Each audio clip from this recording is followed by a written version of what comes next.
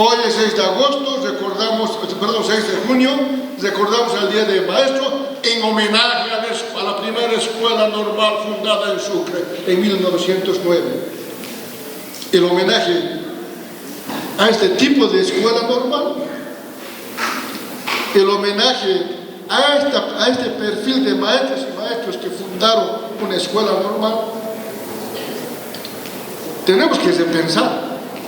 En estas pequeñas cosas está la descolonización, en encontrar las contradicciones dentro del propio planteamiento, del propio sistema. No creo que hoy tengamos que decir ya con coraje que estamos celebrando el día de 6 de junio en homenaje a la primera fundación de la normal Simón Bolívar Mariscal Sucre. A partir de entonces, jóvenes y señoritas, la formación de maestros y la educación está íntegramente bajo la mirada, bajo la luz, bajo el norte eurocéntrico. Pero el liberalismo no es ingenuo, lo hizo a propósito. ¿Cómo anular la conciencia crítica de la población? ¿Cómo anular la capacidad de reflexión y hacer una educación dogmática, memorística, repetitiva y sobre todo imitativa? Supuestamente con nuevas corrientes metodológicas, pedagógicas, nuevos programas, nuevos planes, nuevas formas de enseñar, traídas de Europa, para aplicar a la población boliviana, a niños, niñas y jóvenes bolivianos, para poder formar un ciudadano de acuerdo a nuestra imagen y semejanza, totalmente alienante. No por eso, sin razón alguna, va a reaccionar liberal por antonomasia como fue Franz Tamayo, ¿verdad? Franz Tamayo, que va atrás. Franz Tamayo, que va más atrás, por favor, un poquito más. No, pasa atrás, pasa. Sí, es el borrador siempre rápido. Pasa atrás, por favor. ¿Qué dice? ¿Qué hay atrás? Ahí. Entonces, este neoliberal por antonomasia liberal va a plantear una tendencia contestataria que va a decir: nuestra educación padece del bobarismo pedagógico, ¿verdad? Y va a plantear el bobarismo pedagógico como una pedagogía totalmente aparente, de imitación, una pedagogía de ficción, mirando a Europa, ¿verdad? Mirando a Europa fundamentalmente, y va a ir criticando ese posicionamiento totalmente alienante para poder adormecer la conciencia crítica de los bolivianos y las bolivianas. Pero no solamente va a ser Franz Tamayo, un otro boliviano que critica también esa forma de educación liberal de los gobiernos liberales va a ser Carlos Medinaceli. Carlos Medinaceli, potosino, quien va a decir que la educación universitaria es una educación de guairanemas, una educación de guairanemas. La universidad solamente genera doctorcitos serviles, incondicionales al sistema liberal, funcionarios corruptos, servidores públicos que cuando les llama el partido en función de gobierno van a correr violentamente y las levitas de los doctorcitos se van a levantar. Por eso él va a plantear de que la educación en la universidad también es otro fracaso, porque todas estas siempre van mirando a las concepciones europeas. No nos olvidemos, por ejemplo, Félix Pazzi, en su libro, Etnofagia Estatal, leanlo, nos va a decir también de qué manera se ha creado la Escuela Normal de Educación Física. En esa época había este concepto pedagógico.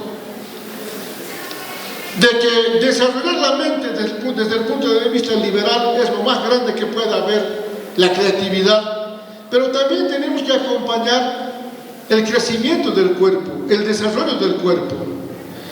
Había una teoría que decía de que a través del ejercicio y la alimentación podemos modificar nuestras formas antropomórficas. Nuestras formas antropomórficas no son las adecuadas. Somos de baja estatura, tenemos unas formas poco agradables que no nos gustan a nosotros mismos y por lo tanto hay que cambiar. Y había teorías que sí planteaban que se podía cambiar a través del ejercicio, de la actividad al aire libre, y empiezan a crear entonces ya a disponer la creación de la Escuela Normal de Educación Física. Para eso van a mandar a comisiones, como siempre lo han mandado, a comisiones que vayan a Inglaterra, que vayan a Alemania y que vayan a París. Y de entre esas concepciones, ninguna de ellas van a valer, ¿no? Y se van a inspirar en el hombre sueco, en el modelo de formación de educación física del modelo sueco. Porque van a decir de que es un modelo que se parece más a una instrucción militar que necesitamos. Y van a aplicar aquello, y en función de eso también van a ir creando los Boy Scouts para poder contribuir en el proceso integral de formación, cuerpo, alma y espíritu. Y empieza una teoría, la teoría de educar al cuerpo, educar al cuerpo. Pasamos, por favor. Pasamos, seguimos pasando. Mil disculpas, se ha pasado la diapositiva en borrador, ahí pasamos, en borrador. Entonces, frente a esa vorágine liberal, en algún momento tenía que haber una respuesta. Para este liberalismo, que fundamentalmente se basaba en la expropiación de los territorios indígenas, en las masacres en los centros mineros, porque la rebeldía y la inconformidad estaba llegando a parámetros ya incontrolables, la educación cumple un rol: legitimar esas expropiaciones de tierras de los campesinos y legalizar las masacres en las minas. La educación va a ser sorda, ciega y muda a esas realidades. Pero surge un proyecto que va a ser novedoso en Latinoamérica y que va a tratar fundamentalmente de reivindicar los derechos del indígena. Estamos hablando de la escuela del Ayllu de Warisata. Warisata, más allá de la recuperación de los saberes y los conocimientos de los pueblos ancestrales, más allá de su capacidad de autogestión, fundamentalmente Warisata va a ser un proyecto político de emancipación, un proyecto político de liberación del indígena, del indio. Porque va a empezar a diseñar su educación con actores indígenas, con sujetos indígenas. No van a ser citadinos los que van a formar y moldear el pensamiento y la mente de los niños indígenas en el área rural, fundamentalmente empezando por Warisata. Ese proyecto político de emancipación va a colocar en serios aprietos al liberalismo. Lastimosamente viene la guerra del Pacífico, y con toda certeza que va a ser el momento propicio para que los gobiernos liberales empiecen con la destrucción de Warisata, porque era atentatorio a sus intereses económicos, políticos y sociales. Sin embargo, hay que pensar y hay que decir de que Warisata tuvo una virtud, fue la de contribuir a los procesos posteriores. No podemos hablar de la Revolución del 52 sin antes destacar el papel y el rol de Warisata. Reitero, como un proyecto emancipador, liberador. El primer congreso indígena que se va a dar en 1945 durante el gobierno de Villarroel va a ser producto de Warisata, porque Warisata empieza a plantear y cuestionar esa educación colonial, neocolonial, clasista y racista que había habido hasta ese momento, y que eso se va a resolver en 1952 meridianamente, no en su totalidad. En 1952, entonces, empieza a plantearse una educación que cumpla un rol político. ¿Cuál es el rol político? El de contribuir a la revolución nacional. Fíjense, todos los planteamientos políticos siempre contribuyen a algo, siempre tienen que concurrir a la consolidación de algo. En este caso, la educación tiene que consolidar la revolución nacional. Una revolución nacional consolidada en sus 4 medidas trascendentales y entre ellas el asunto educativo. Sin embargo, esta nueva educación, en el marco de la Revolución Nacional del 52, va a tener poca vigencia. Del 55 al 64, porque al 64 se van a generar nuevos procesos políticos, y esos procesos políticos son los periodos de dictadura. La dictadura necesita también un tipo de educación. Necesita una educación que cumpla un rol político, que pueda fortalecer sus propios intereses. Y en este caso, estas dictaduras militares, inspiradas en el Plan Cóndor, en sus momentos ya culminantes, va a empezar con una agresividad tremenda y va a plantear una tesis: la seguridad nacional del Estado. La educación tiene que apuntar a asegurar el Estado. La educación tiene que contribuir a identificar al enemigo interno. La educación tiene que ser nacionalista, católica, con orden, paz y trabajo. Una educación vertical. Esos valores tienen que reproducir la educación. Y por lo tanto van a anular el Código de la Educación Boliviana, van a implementar otras normativas, otras leyes, inclusive para llegar hasta la contrarreforma de René Barrientos Ortuño, porque saben que la educación es un instrumento que tiene que consolidar su proyecto político. Estas dictaduras van a dejar un sello indeleble en la educación, porque lejos de contribuir a la población nacional, al pueblo boliviano, estas políticas educativas, el rol político de la educación va a ser fundamentalmente de hacer cada vez más dependiente a la Bolivia del sistema capitalista y fundamentalmente de Estados Unidos.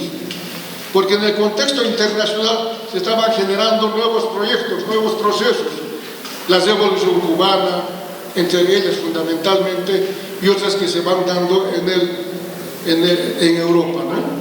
La vigencia y la reafirmación de la revolución socialista en la Unión Soviética o la emergencia de China y otros países más. Consiguientemente, estas dictaduras contribuyen a aquello. Pasado el periodo de la dictadura, viene un periodo interesante, que es el periodo neoliberal. Hay el riesgo de que volvamos a un periodo de esta naturaleza. El mensaje de Argentina con Milei es un mensaje que nos debe llamar la atención, porque hoy por hoy, en un proceso no solamente boliviano, latinoamericano, al no haber una constitución política e ideológica, al no haber un fortalecimiento político e ideológico, ocurre que al margen de la política, cualquier caudillo, ¿no?, cualquier sujeto osado puede automáticamente tomar el poder vía democracia y ejercer políticas y planes inconfesables para el propio país. Por eso es importante que a través de la educación tengamos la capacidad de poder hacer la lectura de la realidad, pero una lectura de realidad con criterio, una lectura de la realidad a partir de las 4 problemáticas que tenemos: la económica, la política, la social y la cultural. Este neoliberalismo entonces se va a reducir fundamentalmente a achicar el Estado y ampliar el mercado. Y por lo tanto necesitamos una educación que contribuya a ese modelo neoliberal. Y ahí viene la ley 1565, cuya ideología en cuanto a la educación es la absoluta enajenación de la patria, de los recursos naturales y de la propia educación. Una educación competitiva, una educación basada en el consumo material, una educación que adormezca, ¿no?, que anule la capacidad crítica de los seres humanos, de los estudiantes, y sobre todo hacer del maestro un pedagogo, un licenciado, porque ahí empieza el drama de la licenciatura, ¿no? Un licenciado que cuanto más pedagogo sea, cuanto más maneje con habilidad el arte y la ciencia de la metodología, de la técnica, se va a superar la educación y se va a lograr a una educación de calidad, sin tomar en cuenta el contexto, sin tomar en cuenta la realidad. Es una fracción entonces de la educación de una plena realidad. Pero este neoliberalismo también va a tener su inicio y su fin, ¿no es cierto? Este neoliberalismo expresado en la 1565 en educación va a tener su crisis, a pesar de que la globalización está gozando de buena salud a nivel mundial, y acá en Cochabamba se va a demostrar de que ese neoliberalismo había tenido pies de greda, y eso se va a demostrar con la guerra del agua. La guerra del agua fue la primera muestra de que el liberalismo puede caer, y cayó a nivel mundial, empezó a caer en Cochabamba con la guerra del gas, seguida por la guerra del agua y seguida por la guerra del gas. Producida este hecatombe del neoliberalismo, vamos a ver entonces de que de pronto entramos en una crisis institucional, en una crisis estructural del Estado boliviano, y no hay un norte hacia dónde tenemos que ir. La corrupción, la crisis económica, el desmantelamiento, la privatización ha llevado a lugares insospechables a los bolivianos y a las bolivianas. Francis Fukuyama había dicho a nivel mundial: con la globalización y el neoliberalismo permeando todo el mundo, hemos llegado al fin de las ideologías, hemos llegado al fin de la historia, al fin de la historia del hombre. Por lo tanto, con este capitalismo globalizador no hay más ya que hacer nada, y tenemos que acostumbrarnos a vivir en esta globalización capitalista. Acá en Bolivia, aquello había calado profundo, y muchos partidos, fundamentalmente de izquierda, marxistas-leninistas, se desintegraron y se fueron a engrosar los partidos conservadores, partidos republicanos. Pero frente a la caída del neoliberalismo acá en Bolivia, ocurre que de pronto los partidos políticos desaparecen de la faz de la tierra, ni conservadores, ni de izquierda, ni de derecha, y empiezan a emerger entonces nuevos actores, nuevos sujetos políticos, que en este caso son los movimientos y las organizaciones sociales. Y cuando nos preguntamos por qué la ley 070 tiene una inspiración indígena, originaria y campesina, ¿por qué siempre tenemos que hablar de ellos? Porque eso es lo que ustedes preguntan en aula, ¿verdad? ¿Por qué siempre? ¿Por qué no otras cosas podemos ver? Porque hemos visto hoy por la mañana de que la educación tiene que ser coherente a un tipo de Estado, a un tipo de sociedad. ¿Y cuál es el tipo de Estado que tenemos? Es un Estado sociocomunitario, ¿verdad? Estado sociocomunitario, de derecho comunitario y un pluralismo. Entonces la educación tiene que ser también en esa medida. Por eso nuestra educación es sociocomunitaria y productiva y plural. ¿Y quiénes son los que han logrado generar este espacio de reconquista de la democracia, de una democracia burguesa, liberal, a una democracia popular? No han sido los partidos políticos, han sido los movimientos y organizaciones sociales que han tomado el gobierno, aunque no el poder, pero han tomado el gobierno y han empezado a diseñar un proyecto, no solamente en educación, en todos los ámbitos del Estado plurinacional, un proyecto educativo que responda a esas necesidades, a esos intereses de indígenas, originarios y campesinos. ¿De acuerdo? Entonces, esa es la razón por la cual estamos en este modelo. ¿Qué tiene sus debilidades? Tiene sus debilidades. ¿Qué tiene sus debilidades? Tiene. Y por eso, en el próximo congreso que se nos avecina, seguramente vamos a tener que conversar, tener que dialogar sobre estas debilidades que de pronto se han ido visibilizando, y porque además necesitamos inmediatamente hacer un balance que nos permita avanzar, que nos permita vencer las dificultades. Habrán observaciones, dirán que ha fracasado por su concepción subjetivista, que ignora o deforma el grado de desarrollo de la naturaleza, la sociedad y la cultura. Dirán que solamente se limita a la armonía y a la complementariedad permanente, en equilibrio de una manera muy subjetiva y animista. Dirán de que no puede haber una investigación de sujeto a sujeto. Dirán que solamente la descolonización ha llegado a un plano cultural lingüístico. Dirán que la educación comunitaria es una creencia, ya que no existe una conciencia comunitaria. Dirán de que la calidad educativa no está bien, no goza de buena salud. Dirán que no hay participación civil. Dirán que el centralismo es el que toma decisiones y no hay una toma de decisiones a nivel departamental. Dirán que falta plasmar los principios en las prácticas. Dirán todo. Como una obra humana tiene sus luces y sus sombras, y será el próximo Congreso de la Educación que tenga que establecer esos puntos. Muchísimas gracias por su atención. Mil disculpas por dos cosas. La primera por el audio, y la segunda que de manera involuntaria pasé mis diapositivas en borrador, no la que estaba en limpio, y eso ha generado desajustes en la misma exposición. Gracias.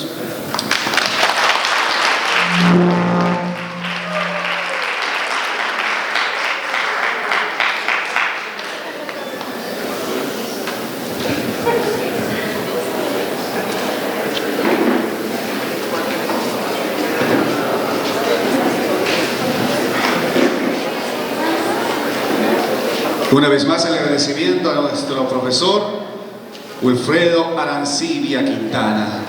Por favor, vamos a pedir las preguntas a nuestros estudiantes de esta Casa Superior. Saludamos a las diferentes unidades académicas que están en línea.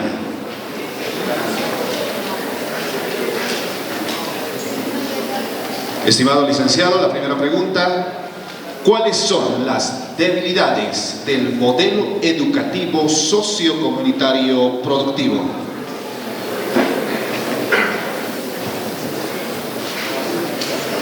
Bueno, a ver, haciendo algunas reflexiones, un poco para ir a aportar en el próximo Congreso, no de modo personal, pero sí recomendando a algunos amigos, amigas, colegas que van a ir a ese evento.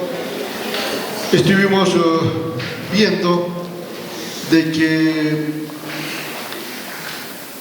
el tema de la descolonización hay que repensar. La descolonización lo hemos tomado en un contexto solo de la recuperación de los saberes y conocimientos de los pueblos indígenas, originarios y campesinos. Está bien, es necesario, es imprescindible, porque para ir a un proceso de encontrarnos con los otros, de conversar con los otros, de intercambiar criterios con nosotros, tenemos fundamentalmente que reafirmar lo que somos. Y eso lo que somos es la intraculturalidad. No podemos ir a una interculturalidad si no tenemos afianzado lo que somos nosotros. Si no tenemos bien fortalecida nuestra identidad cultural. Porque si no tenemos fortalecida la identidad cultural, vamos a ser fácilmente absorbidos por esas culturas y vamos a perder nuestra identidad. Sujeto, persona, nación, pueblo, estado que pierde su identidad es fácil presa de ser manejada, conducida y hasta destruida por otros. Es bien interesante, además que es necesaria, el problema de la identidad para entrar a una interculturalidad. Sin embargo, hemos visto en los clips de que el problema de la colonialidad, la neocolonialidad, el problema de la explotación, el problema de la hegemonía de un Estado sobre otro Estado, es fundamentalmente de carácter político, de carácter económico e ideológico. Y habrá que replantear y volver a estudiar que desde nuestra mirada la descolonización no solamente debe ser la recuperación de los saberes y conocimientos de los pueblos indígenas originarios, tiene que avanzar más allá a una descolonización de carácter económico, de carácter político, ¿no es cierto? Dice la ley, dice la 070, pero lo que nos falta es cómo concretizar en las prácticas áulicas esta descolonización, cómo plasmar la descolonización en los procesos pedagógicos y que no se quede en un plano teórico. Esta es una debilidad que mostramos los maestros, que el Profocón debería haber fortalecido, que el Profocón debería habernos empoderado en la interpretación adecuada de lo que es la descolonización y de otros componentes categoriales del modelo, debería hacerlo. Hay deudas pendientes que tienen que cancelarse con relación a lo que se hizo y lo que no se hizo. Entonces, desde nuestra mirada, el asunto está en cómo concretizar en los procesos pedagógicos la descolonización, en los procesos áulicos, en los procesos de gestión, en los procesos de administración, en los procesos de construcción curricular. Nos parece que eso es importante. Otra debilidad que hemos pensado también es de que hoy, en esta gestión, ahora podemos tener el coraje de decir de que se ha aminorado, se ha atemperado. Recuérdese que el año pasado, desde La Paz, había una gestión totalmente encasillada. Desde La Paz nos pusieron un chaleco de fuerza que destruía los procesos pedagógicos formativos, que inviabilizaba el desarrollo de nuestras políticas, micropolíticas institucionales. Todo era de La Paz, y usted sabe perfectamente que esto no es mentira. Esas posturas de quienes están en función de gobierno tienen que estar enmarcadas en verdaderos procesos de gestión descolonizadora. En algún momento decíamos, ayer, hay necesidad de descolonizar a los descolonizadores, ¿verdad? Y aún mantenemos aquello, aunque actualmente en esta gestión ha ido bajando totalmente ese centralismo de hasta querer determinar cómo se van a desarrollar los procesos de aula, los procesos curriculares en formación. Estos problemas, entre otros más que podemos apuntar, que sin duda alguna hay, ninguna obra es perfecta. La práctica nos demuestra nuestros aciertos y debilidades, nuestras fortalezas y nuestros hierros, y en ese camino estamos. Gracias. Bueno, saludamos a las diferentes unidades académicas. Estimados estudiantes, tenemos el honor de recibir al licenciado Carlos Macusaya. Vamos a saludarle en idioma originaria. Desde La Paz nos visita nuestro hermano, nuestro amigo Carlos Macusaya Cruz. Ayin Hamusankichi, estimado licenciado Carlos Macusaya. Yachayosiman Simón Rodríguez. En Aymara, waliki oportunidad, hermano Simón Rodríguez y Atijaño Taro, wali suma monasía chuimán pico marca tocatata.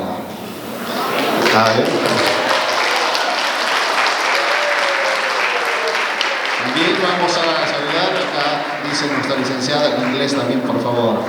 Welcome my house, Simón Rodríguez. I am from City Quillacollo, licenciado Juan Carlos Macusaya.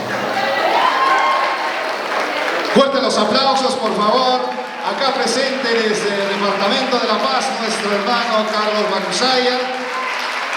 Vamos a dictar su autobiografía, por favor. Anunciarle que nuestro hermano nos visita desde Ciudad del Alto, además de ser aficionado en producción musical, es un gran músico nuestro licenciado, es comunicador social, formado en la Universidad Mayor de San Andrés, UMSA, por fuera de la academia y desde una militancia indianista y catarista desarrolló un trabajo de indagación sobre el racismo y la politización de la entidad desde la historia de los movimientos indianistas y cataristas en Bolivia. Ha escrito varios artículos y ensayos y es autor de un par de libros, entre ellos tenemos uno de ellos con el título Desde el sujeto realizado, consideraciones sobre el pensamiento indianista, de Fausto Regina, de 2014. Fuertes los aplausos. Muchas gracias. Tenemos también escrito otro de los libros que titula Batallas por la indianidad, indianismo, catarismo y descolonización en la bolivianidad contemporánea, el 2019. Desempeña como docente en la carrera de Comunicación Social en la Universidad Pública del Alto Upea, en la materia de Taller de Grado 1, correspondiente al cuarto año. Vamos a recibir una vez más fuertes los aplausos a nuestro invitado especial desde el Departamento de La Paz. Adelante, por favor.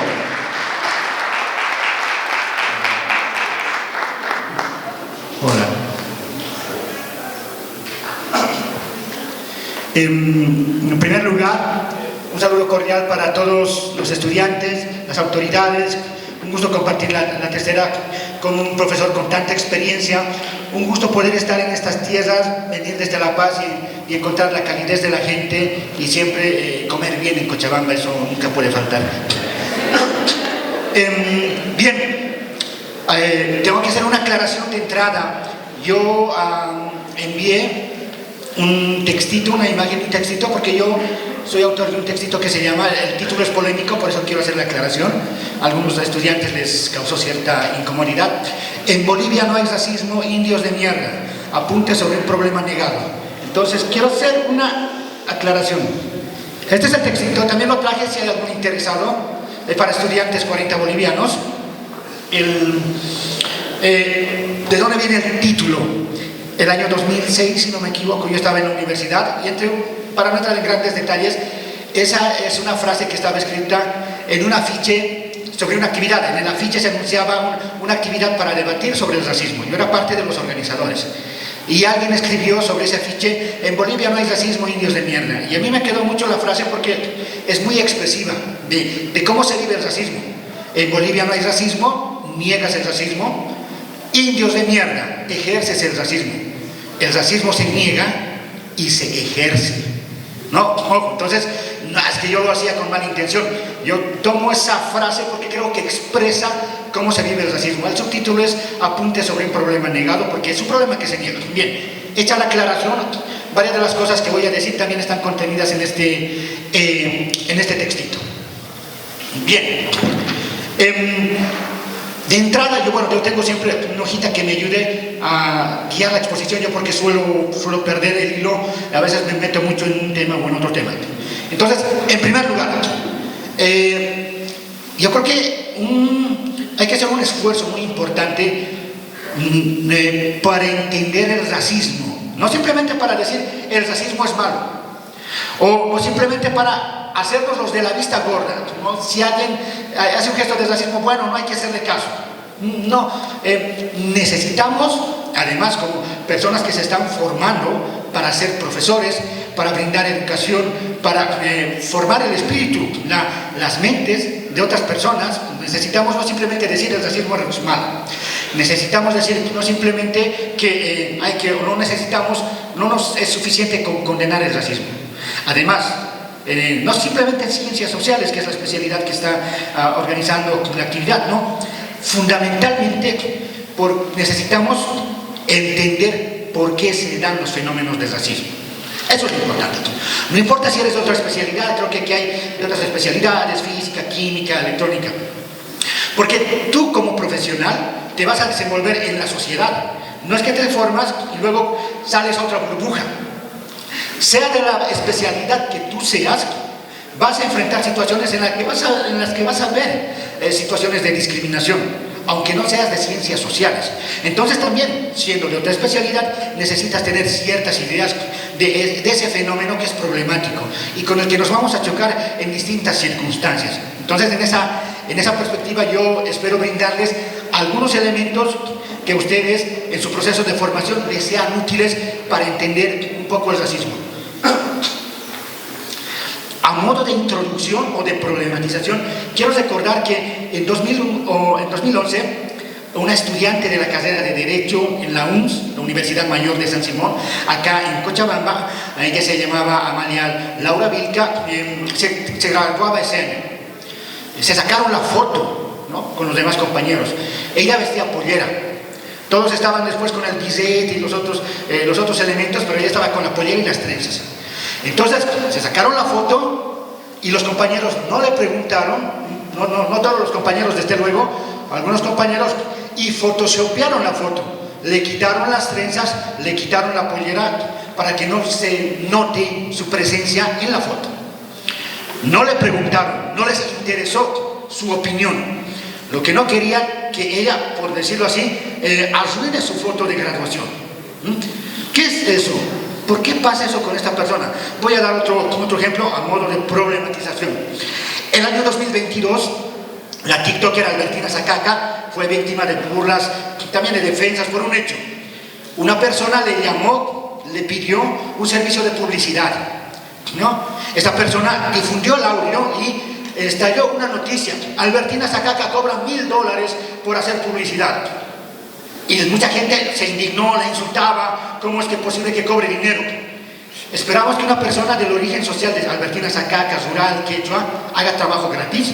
¿Acaso no es normal que una persona cobre por hacer un servicio, en este caso de publicidad? Pero sin embargo mucha gente se escandalizaba: ¿cómo es posible que cobre dinero?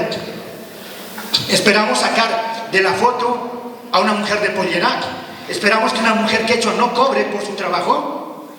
¿No son esos problemas que deberíamos discutir? Que nos están diciendo que algo está pasando en la sociedad. Y aquí quiero relacionar otro punto.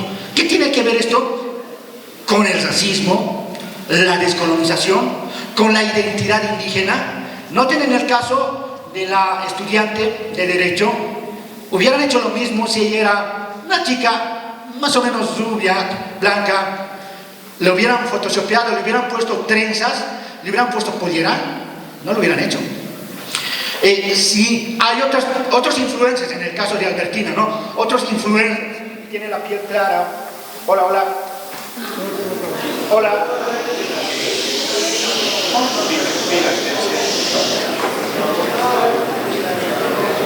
Decía, hubiera sucedido lo mismo en el caso de Albertina si otro TikToker, como decimos, ¿no?, en La Paz, si un TikToker jailón, si hubiera circulado información sobre un TikToker jailón o jailona que cobra $1000, ¿se hubiera escandalizado la gente? ¿Le hubiera señalado con el dedo? ¿Cómo es posible que este tipo cobre $1000? ¿Por qué a unas personas las queremos sacar de la foto, aunque sea photoshopeando? ¿Por qué nos indigna que unas personas cobren dinero por su trabajo y no nos indigna que otras personas hagan lo mismo? Entonces ahí hay problemas. Ahí está un problema. Muchas veces esperamos que el problema estalle en nuestro rostro, como hace varios años, 2008, mañana cumplimos varios años de eso, no tengo los números exactos. 24 de mayo de 2008, un grupo de campesinos quechuas fue humillado en Sucre, obligados a desvestirse, etcétera, etcétera. Bien. Les doy una curiosidad de un amigo que estuvo allá, un amigo extranjero que estaba haciendo la cobertura. Amigo extranjero, creo que venía de Canadá, no recuerdo bien. Es rubio, alto. Entonces, cuando se da esta situación, me comenta algo. Él estuvo allá. Cuando había esa agresión a los campesinos quechuas, para él algo era difícil de distinguir. No sabía quiénes eran indígenas y quiénes no, porque quienes les decían indios de mierda se parecían a los que eran insultados, ¿no? Y para él, al final, ¿quiénes son indígenas? Pero no los podía distinguir. Pero bueno, ¿cuál es el punto? Entonces, ¿cómo se construyen las identidades? ¿Cómo es que entre nosotros identificamos a uno que es indígena y otro que no es indígena? Y viene un extranjero y nos ve más bien parecidos y no puede distinguir. En este caso, tal vez hay otros casos en que seguramente podrá hacerse esa distinción. Pero me interesa también en este caso hacer notar algo. Se juega el problema de cómo unos grupos identifican a otros. Y puede ser que desde afuera no los identifiquen de la misma manera, porque las identidades no son tan fáciles de construir. Uno puede decir, hay personas, eso pasa en muchas situaciones, no, yo no soy indígena, pero luego va a algún lugar, digamos, tradicional, de clases medias tradicionales, incluso de grupos de élite, aunque esa persona no se siente indígena, no lo tratan igual. Les cuento yo una anécdota.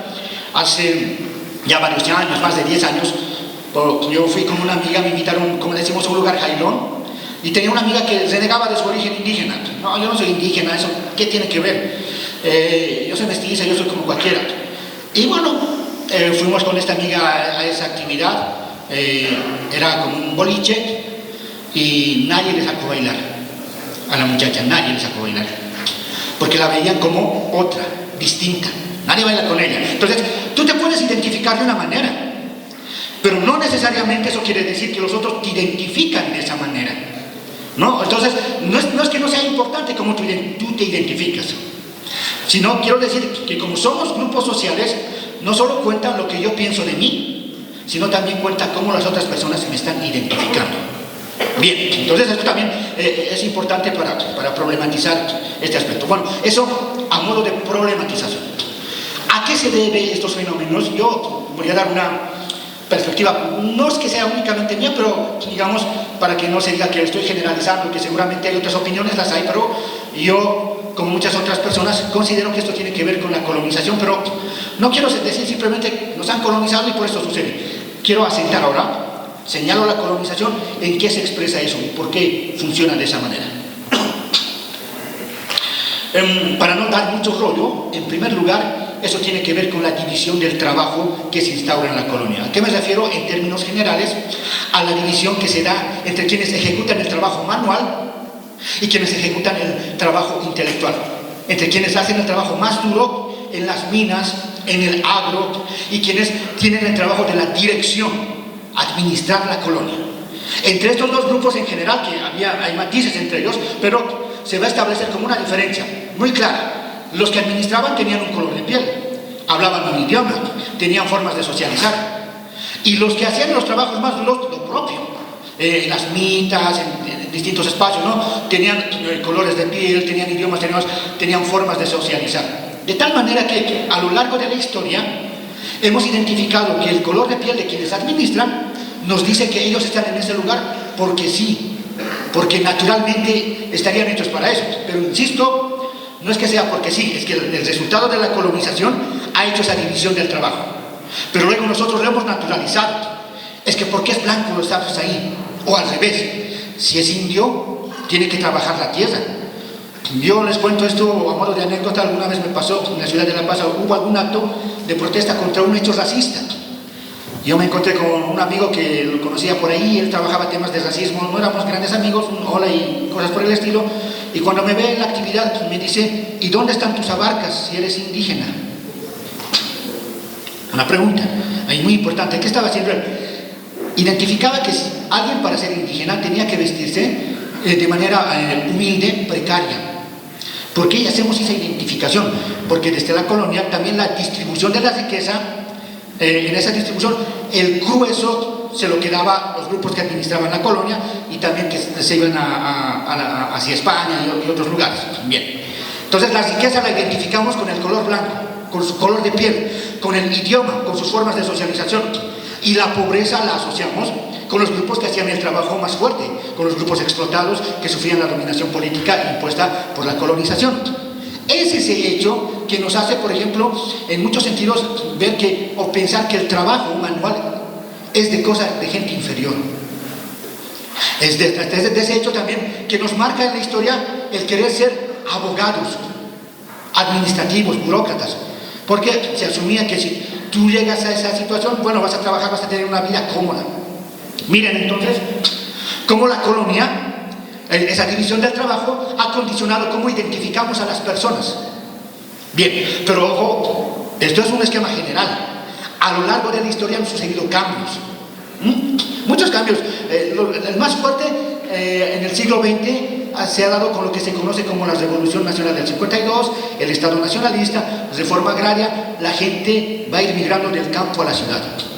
Antes identificamos claramente, o se identificaba claramente, era en el lenguaje de la época, los indios viven fundamentalmente en el área rural, los no indios viven en el área urbana. División, ¿no?, que tiene que ver con el proceso de colonización. Las ciudades eran españolas, tenían servidumbre desde luego, pero no se consideraba que la ciudad era de la servidumbre, la ciudad era de los españoles. Esa división campo-ciudad que hoy día seguimos identificando. Si alguien es indígena debe ser del campo, pero resulta que después de 1952, después de la reforma agraria y sus efectos, esa población del área rural, ¿dónde se ha volcado? A las ciudades. Entonces ya, tú puedes ver a mucha gente en la ciudad que, yo lo digo así, no se ofenda, ¿no?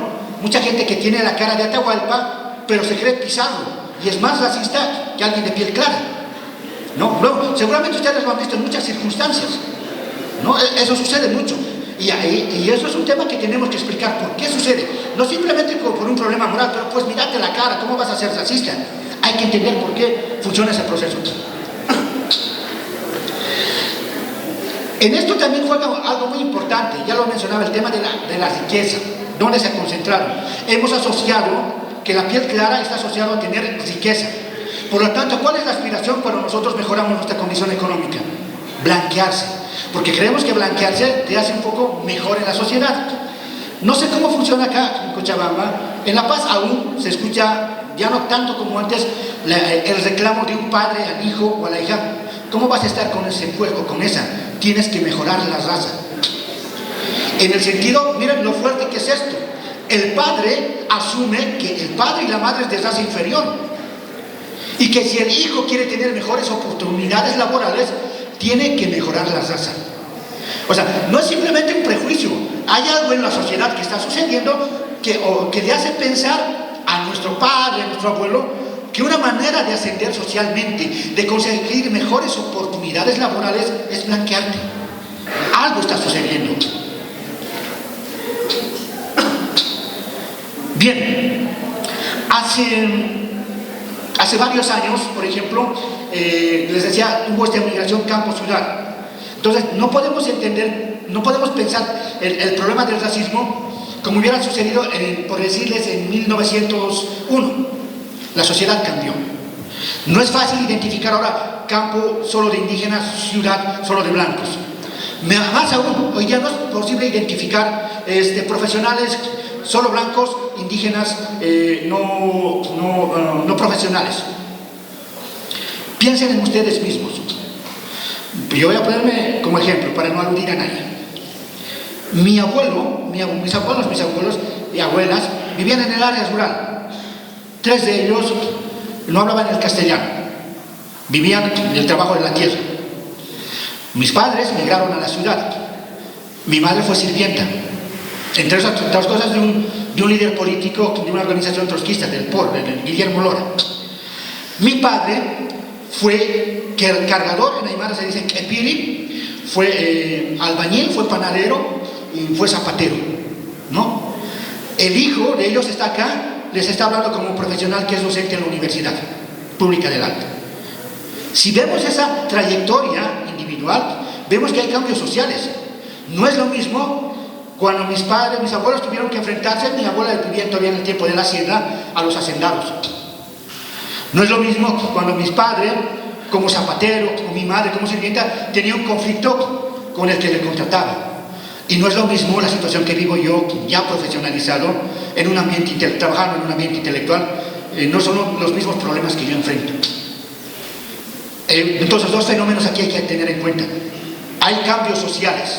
Si vemos generacionalmente, nosotros, les insisto, si vemos a nuestra familia, que era el papá, que era la mamá, que somos nosotros, vamos a ver cambios. Una manera chistosa de ver estos cambios, yo lo pongo así. Mi abuelo tomaba con alcohol. Eso dice un amigo, no es más obra mía, ¿no? Mi abuelo tomaba con alcohol, dice un amigo. Mi papá con cerveza. Y el amigo dice, yo tomo con whisky. Puede parecer chistoso, es chistoso, pero te muestra algo. La capacidad económica de esas personas ha cambiado. El abuelo no tenía gran capacidad económica. Los padres mejoraron la capacidad económica. El hijo está en otra situación. Toma con whisky. Cambios sociales. Sin embargo, Este amigo que toma con whisky es un comerciante exitoso, no es considerado de la alta sociedad, porque no tiene el color de la alta sociedad. La alta sociedad de Bolivia se considera que es blanca, o sea, tiene capacidad adquisitiva muy importante, pero nadie diría que es de clase alta. ¿Cuál es el punto? Hemos vivido cambios sociales y sin embargo, la diferenciación entre eres o no eres inferior o superior bajo ese criterio colonial se ha mantenido, pero en nuevas jerarquías. ¿A qué me refiero? Antes solo funcionaba fundamentalmente campo-ciudad. Ustedes que se están formando en ese ambiente, yo les cuento una anécdota. Cuando yo era estudiante, los profesores eran de origen aymara. Eran bien notorios los profesores morenitos. Y las profesoras no eran de origen aymara, eran blanconas, eran jailonas. Porque ¿qué estaba sucediendo? Los migrantes de origen aymara llegaron a la ciudad y uno de los espacios que ocuparon primeramente fue el magisterio. Se formaron como profesores. Pero ya actualmente cambia. Ahora, el grueso de los profesores son profesoras, perdón. ¿No? Primero ocuparon los hombres. Los hombres se han dedicado a las otras generaciones, a otras actividades. Las mujeres estaban relegadas en ese tiempo. Generalmente estudiaban los varones. O a las mujeres solo, en el mejor de los casos, 2 o 3 cursos que aprendan a leer y escribir. Pero ha habido cambios generacionales y las mujeres han ocupado esos espacios y los hombres han ocupado otros espacios. Hay desplazamientos. ¿Qué quiere decir? Que han cambiado los espacios y las jerarquías. Hay nuevas jerarquizaciones sociales en las que este criterio se reproduce. ¿Quién está arriba, quién está abajo? A partir de tu origen étnico, por ejemplo. Entonces, pensemos en el problema del racismo no como si fuera un fenómeno quieto. No es como nos discriminan desde hace 500 años, como igualito le habrían discriminado, lo digo a modo de broma, a Tupac Katari. No funciona así. Han habido cambios sociales, pero también en esos cambios sociales se ha reconfigurado, ha mutado las maneras en que funciona la discriminación, lo que llamamos hoy día racismo. Hay otras formas de discriminación, el racismo no es la única. Entonces eso también hay que tener muy presente de ustedes que se están formando para formar a otras personas. Para notar estos cambios, miren, ha habido el año pasado todo un show. Wendy Callao deja Marollo. Hace poco, el pato deja Marollo y le da la forma patoyo. Sale Wanda de Marollo y está en el grupo del pato. ¿Por qué les digo esto? Estos son temas de farándula y es de divertido, es entretenido. Pero ahora póngase a pensar, hace 20 años la farándula boliviana trataba de esos grupos. Entonces el país ha cambiado. Hace 20 años Marollo solo salía en un canal de televisión, Canal 4 RTP en La Paz. Y eso ocasionalmente. Ahora tú puedes hablar en medios, en cadenas nacionales de televisión de Marollo, escuchar su música. Algo ha pasado. ¿Qué ha sucedido? ¿Y qué tiene que ver esto con el racismo? Se puede ver otros ejemplos. La gente habla de Laine, ahora de sus likes, provoca reacciones. Albertina, bueno, bajó un poco la popularidad, pero Albertina también causó sensación. 2 cosas yo noto en este tipo de fenómenos que se están dando en redes sociales.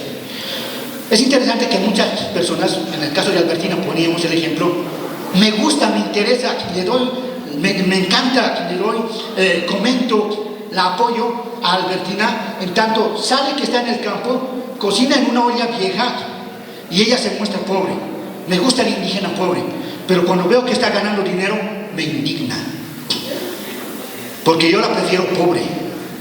Cuando tengo a un indígena que ahora me va a competir, inclusive gana más que yo soy profesional y no gano ese dinero, me da bronca. ¿Qué está sucediendo? Está habiendo un desplazamiento económico. Hay grupos que se sienten desplazados. Una muestra es Albertina, en casos tal vez que no estallan en redes sociales, pero esto está pasando y esto quiero relacionarlo con el tema del racismo de la siguiente manera. Si hemos tenido estos cambios generacionales, el abuelo trabajaba en el campo, el papá, tal vez también el papá en el campo, luego viene a la ciudad y los hijos se están profesionalizando, ¿qué pasa con las anteriores generaciones de personas que vienen de clase media tradicional? Que el papá era profesional, el abuelo era profesional.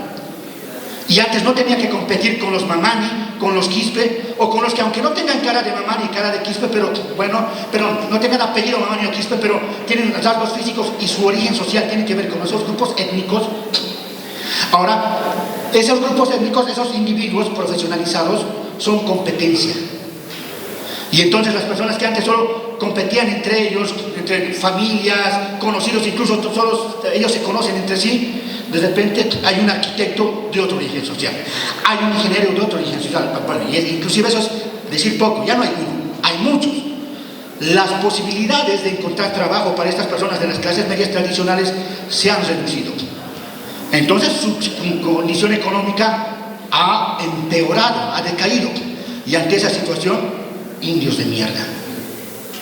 Entonces noten que el cambio social, estos cambios que gente se profesionalice entre otros espacios, también genera reacciones, porque como profesionales, como otras generaciones, están ocupando espacios que antes no ocupaban, y los que ocuparon esos lugares tradicionalmente se sienten invadidos. ¿Y qué dicen? Hay que poner en su lugar a estos indios, porque su lugar no es dar clases, su lugar no es ser profesionales, su lugar es que trabajen la tierra para alimentarnos a nosotros. Noten, esto es muy importante, que en los procesos de transformación social, en la medida que estos grupos que eran subalternos, que estaban considerados inferiores, van emergiendo en otros, van ocupando otros espacios, generan reacción. Entonces el racismo no simplemente es un prejuicio, no simplemente es que yo odio a las personas de color blanca o odio a las personas de piel morena, no. El racismo tiene que ver con el poder económico, con el poder político. Cuando eso se afecta, quienes se ven avasallados, quienes ven que están perdiendo control en la economía, quienes ven que están perdiendo control en las instituciones porque las manejaban generacionalmente, reaccionan, y ahí emerge la violencia racista, y ahí emergen los insultos, incluso la violencia física. El racismo no es un problema psicológico simplemente, no es que alguien esté acomplejado de inferioridad o esté acomplejado de ser superior. Esos complejos surgen porque en la sociedad hemos crecido viendo, por ejemplo, hoy día un poco ha cambiado. Vean, hay videos antiguos, en TikTok, en YouTube se encuentran. ¿Cómo eran los presentadores de televisión hace 20, 25 años? Un amigo me decía, creo que era de Estados Unidos. Yo conocí en mi activismo a varios investigadores. Entonces, un amigo me decía, yo vengo a Bolivia desde hace 30 años. Y Bolivia ha cambiado, ¿por qué? Yo llegaba al aeropuerto de La Paz, se iba a un hotel, prendía la televisión, decía, ¿y esto es otro país? Porque veo gente blanca en la tele, pero salgo a la calle y la gente de otras características. En cambio, hoy día ves más piel morena. No digo que haya ocupado otro, pero se han dado algunos cambios. Y en la medida que se han dado cambios, también hemos visto reacciones racistas. Si vemos, con esto voy a ir un poco concluyendo esta idea, luego quiero tocar lo del Estado plurinacional. Si vemos que en los últimos años, no es que Bolivia se ha vuelto un paraíso, pero muchas personas han salido de la pobreza, ¿no? Muchas personas antes no tenían refrigerador, ahora la tienen. Muchas personas antes vendían, por ejemplo, su papa, su producción de papa, lo cargaban en un busito, o en 2 busitos. Ahora tiene un auto, bueno, tal vez es chuto, pero tiene recursos para comprarse un auto. Y lleva sus papas en ese auto. Antes no tenía los recursos para comprarse ese auto, ahora los tiene, porque el país ha cambiado. La composición social del país ha cambiado y eso ha afectado a determinados grupos que reaccionan. Indios de mierda, hay que ponerlos en su lugar. Racismo vinculado al poder económico, vinculado al poder político. Los blancos conquistan a los verdes, por lo tanto, socialmente los blancos están arriba, su color de piel representa la superioridad, representa el estatus, y los verdes, ¿qué van a querer ser para ser aceptados en la sociedad? Blanquearse, ¿verdad? Jugamos con la historia. Fueron los verdes los que conquistaron a los blancos. Su color de piel representa el estatus social, la riqueza, y lo de los blancos no, lo contrario, la pobreza, lo que no quiere ser. Entonces, el blanco para ascender socialmente tiene que verdearse. Noten que eso tiene que ver con la historia, o sea, que haya personas que quieren blanquearse no es una cuestión de complejo. Históricamente se ha dado un tipo de composición social, y para tú ser aceptado en esa composición social, no solo en tu lugar, sino para ascender socialmente, buscas ser aceptado y parecerte a los que socialmente se consideran superiores, que biológicamente no lo son. Es una cuestión social, no es un problema biológico. Ojo, esto no lo dije, pero hay que decirlo. No existen las razas, no está en la sangre. Aquí podemos hacer, yo juego más o menos así. Imagínense que aquí tenemos gente de distintos colores. Hay negros, afros, hay rubios, hay gente entre negro y rubio, combinaciones. Si los juntamos por su tipo de sangre, Vamos a ver que aquí está de un tipo y está de otro tipo. Vamos a tener de todos los colores, por el tipo de sangre. El tipo de sangre no nos está diciendo, por lo tanto, cuáles son sus características físicas. El tipo de sangre no define razas. Si se hace un análisis genético, vamos a encontrar que todos tenemos origen en África. La humanidad salió de África. Y los colores, los rasgos físicos que tenemos se han ido formando en un proceso histórico largo. La gente que ha vivido cerca de la línea del Ecuador, para proteger la piel, el cuerpo, para proteger la piel de los rayos ultravioleta, ha desarrollado mayor melanina y eso te ha oscurecido la piel. En cambio, los grupos que se han ido más hacia el norte, por ejemplo, no necesitaban tanta melanina y la piel se les ha aclarado. Ese es un resultado histórico, no es una cuestión racial. Bueno, y así podemos poner otros ejemplos. El racismo no es un problema biológico. No uno puede decir, pero señor, no hable de racismo porque no existen las razas. No, no. El problema, cuando hablamos de racismo, no estamos hablando de un problema biológico entre razas. Estamos hablando de un problema social. Eso es muy importante que lo tengan ustedes presentes como estudiantes. Cuando hablamos de racismo, no hablamos de problemas entre razas. Hablamos de ideas como antes la gente creía que existían las brujas y quemaban mujeres en Europa, ¿no? Entonces, la creencia tenía un efecto. Lo mismo hay mucha gente que cree en razas y luego actúa violentamente. Y eso, insisto, está vinculado a la economía y a política. Pero el punto que me interesa resaltar, no existen las razas. Cuando hablamos de racismo hablamos de un problema social, no de un problema biológico. Ya, para ir cerrando, ¿qué ha pasado? Yo creo que algo que hay que destacar, entre luces y sombras, hay que verlo siempre, no hay que verlo ciegamente, esto está bien, o ciegamente esto está mal.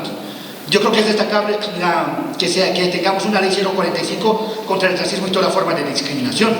Esa ley ha establecido que hay un comité contra el racismo que elabora planes. Tengo yo un número de planes que los tiene acá, no vale la pena poner fechas, no les voy a hacer yo un examen, ¿no? Pero hay 3 planes.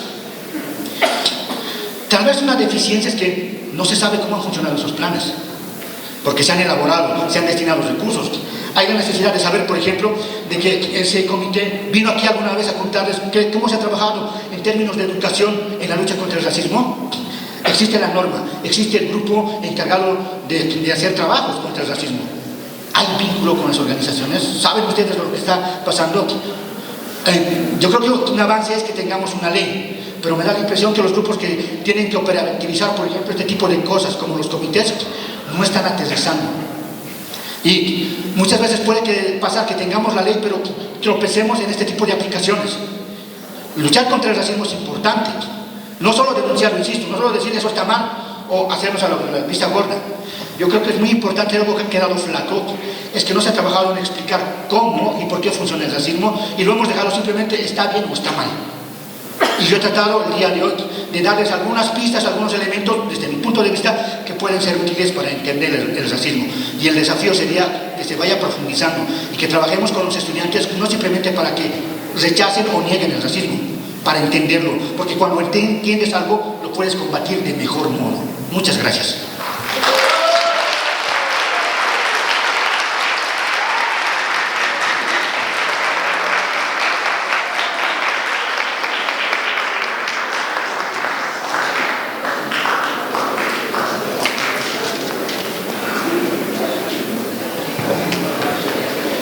Muchísimas gracias, licenciado.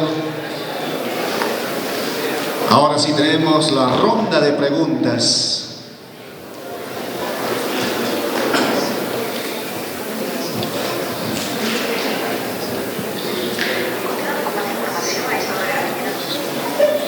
Muy bien, la primera pregunta, estimado licenciado Carlos Macusaya, dice: los negros discriminan a los blancos burlándose de su color de piel o de su manera de hablar o su formación. De igual manera les costó trabajo. ¿Qué piensa usted del racismo inverso?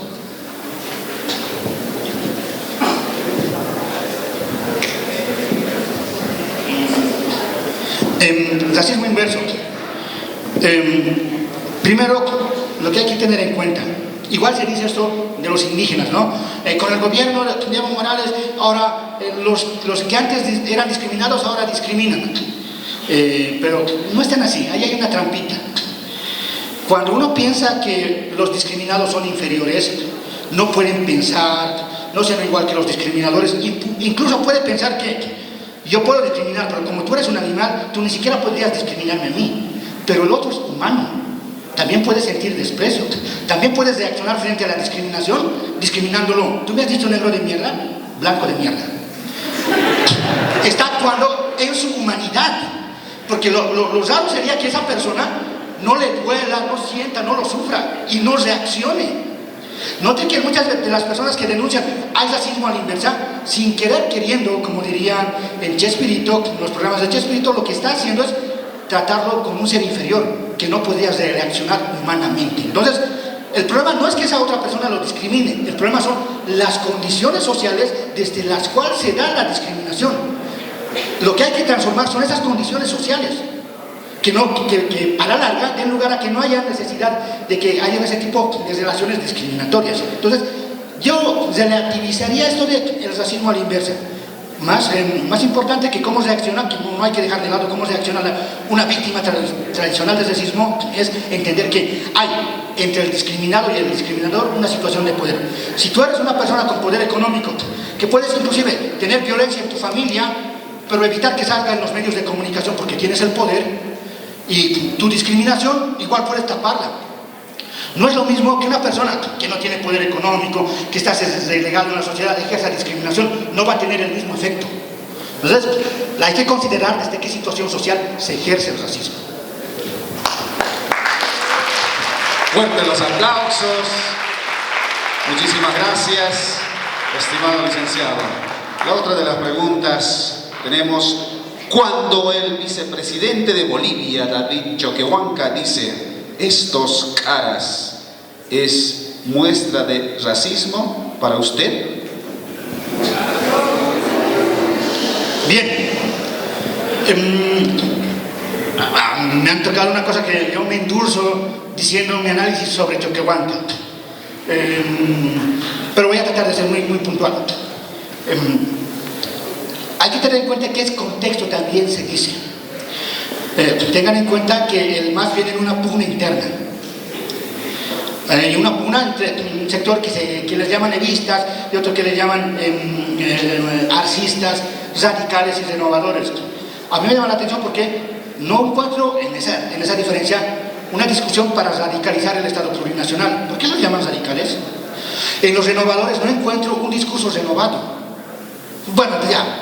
Pero en esa pugna, lo que trata de hacer Choquehuanca es ganarse a las bases del área rural, removiendo en la memoria de esas gentes el trato que han tenido de los caras.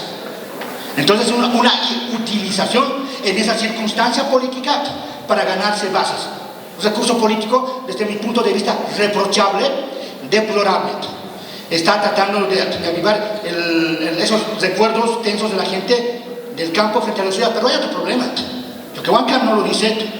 Yo creo que en su torpeza lo que no nota es que la mayoría de los que viven en la ciudad, la inmensa mayoría, son hijos, o son gente del campo, o son hijos de gente del campo, y los ha llamado flojos. Y esa gente trabaja desde las 5 o las 4 de la mañana. ¿Son flojos? Choquehuanca no le interesa el análisis, le interesa ganar gente, pero se pierde de vista el análisis.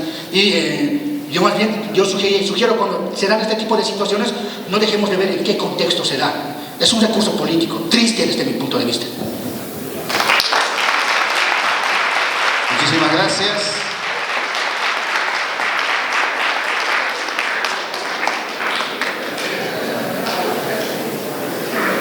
Otra de las preguntas más, estimado licenciado, es: ¿podríamos decir que el racismo forma parte de nuestra cultura? Me paro, me siento. Luego voy a rapear. Desde luego, el racismo es un fenómeno, no es un fenómeno de ellos son racistas, ellos no son racistas. Es un fenómeno que atraviesa la sociedad. No, ojo, no, entonces no caigamos en ese jueguito, es que ellos son los buenos, ellos son los malos. Ahora, lo importante, desde mi punto de vista, es no simplemente esperar que el racismo estalle, como pasó lo que les decía en Sucre, o como lo que vimos en 2019, quemando la huipala, lo que pasó aquí en Sacaba, no. no esperemos que el racismo estalle de esa manera. También preocupémonos del racismo cotidiano. Yo les cuento cosas que me pasaban en la niñez. Escuchaba a la mamá reprenderle, reñirle, regañarle a su hijo porque su hijo estaba soleándose. Ponte pues sombrero, no quieres ser, o quieres ser negro feo. Y no se refería negro feo a afro, negro al color de la piel quemada de los campesinos que trabajan en el campo, en el altiplano. No, entonces, implícitamente le está enseñando una forma de valorar el color de piel. Y su mamá no le está haciendo por mala. No es que ella ahora lo voy a volver racista a mi hijo. Su mamá aprendió también esa valoración y se le está enseñando al hijo. Voy a hacer una comparación con el género. Muchas veces sucede, o sea, uno podría decir, los machistas son los hombres y las mujeres no son machistas. Muchas actitudes machistas las reproducen las mujeres, y no porque sean malvadas. Socialmente hemos aceptado ciertos comportamientos, los hemos legitimado. Entonces, el racismo no es una cuestión de individuos o solo de un grupo, es un problema social y desde luego es parte de nuestra cultura. Muchísimas gracias. Antes que se siente, última pregunta, por favor. Muy bien, dice, ¿usted qué opina sobre el racismo según la región de Oriente y Occidente? Una pregunta muy buena porque en estos escasos minutos se puede tocar poco, pero recuerden que yo les dije que hemos vivido cambios sociales y en esa situación emerge el racismo. Bien, ¿qué cambios sociales se han dado, por ejemplo, en este caso? La fuerte migración del occidente hacia el oriente. Una fuerte migración. Un amigo hacía un trabajo, hace una semana presentaba un trabajo en el que muestra que la población indígena mayoritaria en Santa Cruz son quechuas. O sea, no son poblaciones nativas del lugar, digámoslo así. Toda élite gobernante construye una manera de identificarse no como grupo, no como élite, sino como grupo general, donde están otras jerarquías, donde ellos nunca los van a tratar como iguales, pero los engloban. En el caso del oriente boliviano, esa forma de identificarse es la cruceñidad, la nación camba. Pero, y esto pasa, migrantes que van al oriente son tratados como collas de mierda, pero a la larga son disciplinados, o sea, a punta de violencia simbólica, incluso física en el lenguaje, y terminan haciéndose cambas. Son más racistas con los collas que los cambas. Dicen, no, eso es una cosa que se cuenta. ¿Qué está pasando ahí? Se está disciplinando a la gente, pero ¿para qué? Resguardar un grupo de poder. Un grupo del poder se resguarda detrás de esa forma de identidad.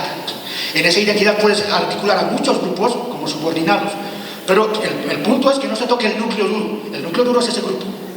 Entonces, en esta disputa, en estos gestos de racismo, se juega mucho el preservar una situación de poder. Otro lado, noten que en las élites cruceñas no hablaban de autonomía, busquen los datos históricos, en los años 90, o como de federalismo en los años 90, o en los años 70, porque esos gobiernos los favorecían. Las élites cruceñas tenían vínculo con el gobierno central. Las dictaduras tuvieron vínculo, les dieron recursos económicos, créditos que nunca pagaron. En cambio, entra un gobierno que cambia la relación, porque ya no se están relacionando con los mismos grupos. Y antes, les decía, hay un cambio social, y ante ese cambio social emerge una reacción. Emergen los movimientos indígenas, emergen con la huipala, con el discurso de la descolonización, con que la mayoría indígena tiene que gobernar, y entonces los que tradicionalmente gobernaban se sienten asustados. ¿Y qué les decía? Hay que poner a estos indios de mierda en su lugar. En ese proceso de disputas emerge la identidad regional en Santa Cruz como una manera en que esas élites se resguardan de los cambios que se están dando en el país. Eso. Realmente es un honor su presencia, el licenciado Carlos Manuzaya Cruz.